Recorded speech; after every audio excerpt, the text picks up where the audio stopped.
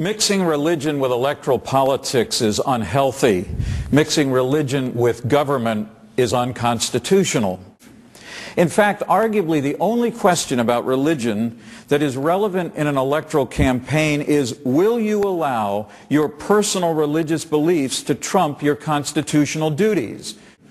There's no question that the framers intended to create a secular government, not hostile to religion, but devoid of any religious orthodoxy or responsibility or function. Thus, when government promotes religion, it violates the Constitution's sweeping prohibition against laws respecting an establishment of religion. It should come as no surprise that government-promoted prayer in school is unconstitutional, that when a Supreme Court justice in Alabama puts a 2.5-ton granite monument up in the judicial building, that too is unconstitutional. Nothing that I've said today should suggest that the laws or judicial rulings of our country should be value-free. It's only to say that those rules that apply to all Americans must be based on our commonly shared values as found in the Constitution, not in the scriptures of any single faith or religious movement. You know, I've said before that one of the great strengths of the United States is, although as I mentioned, we have a very large Christian population, we do not consider ourselves a Christian nation or a Jewish nation or a Muslim nation.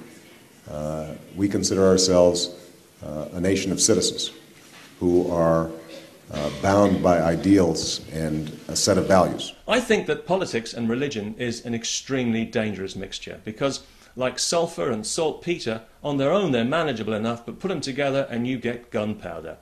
And I think this is the reason why, for example, the fanatics who flew into the Twin Towers or the lunatics who blew themselves up in London, although they were politically motivated, they only went through with it because of what they believed about the afterlife, or more exactly, about the unknowable.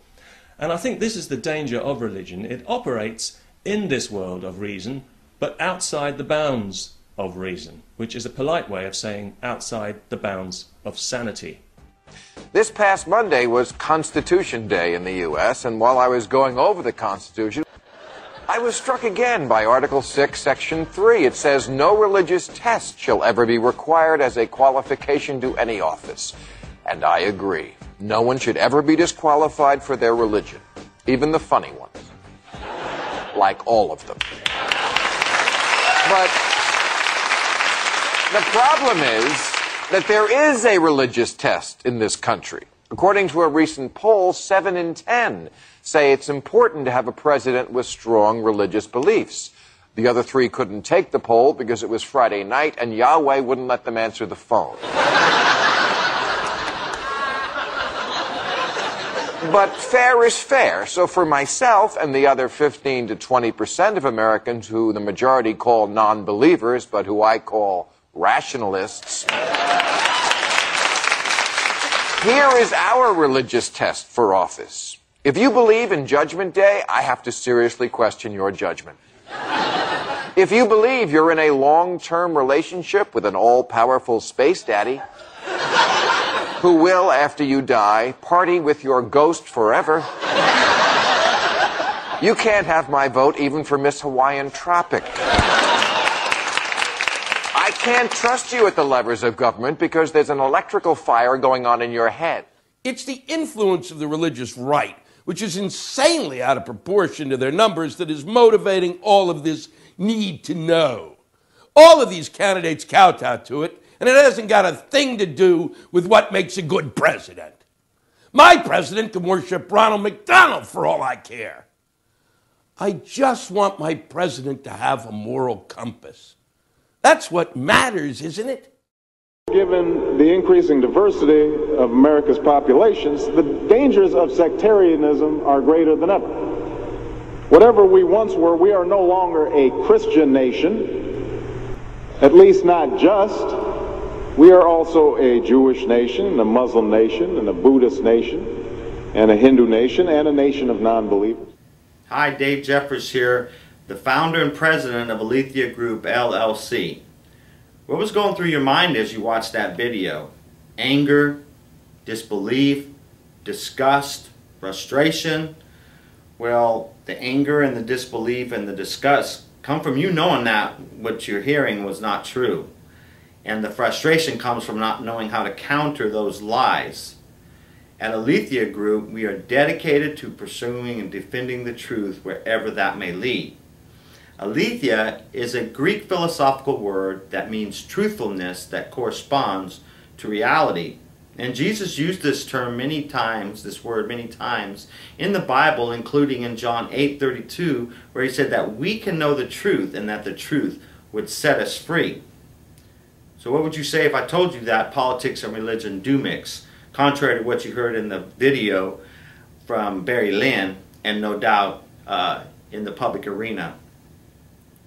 And what if I told you that this is not just the opinion of Dave Jeffers, but that the founders intended for politics and religion to mix, and that our form of government is biblically inspired? Would you be interested in learning about that? Well, I would love to send you a free e-booklet titled Do Politics and Religion Mix? And this booklet is similar to the pamphlets that the founders would publish and send to the public to get the word out. Not many of the colonists had the time to read the great literature that most of our founders read, but they could and would read a pamphlet. Now, I know you're very busy, and I want to help equip you with some information that once and for all proves that the founders intended for politics and religion to mix. So all I ask you is that you give me your name, fill out your name and your email address in the space provided below, and then I'll send you this excellent resource right away, and you can read it in the next day or two and be ready to counter what you hear, to have ready knowledge to counter the lie that politics and religion don't mix.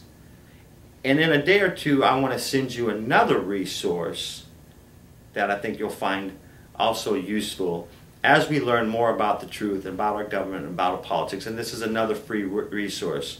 So I look forward to sending that. I look forward to your responses. If you'd like to tell me what you think about that, you can email me at dave@aletheiagroup.org. That's ALETHEIA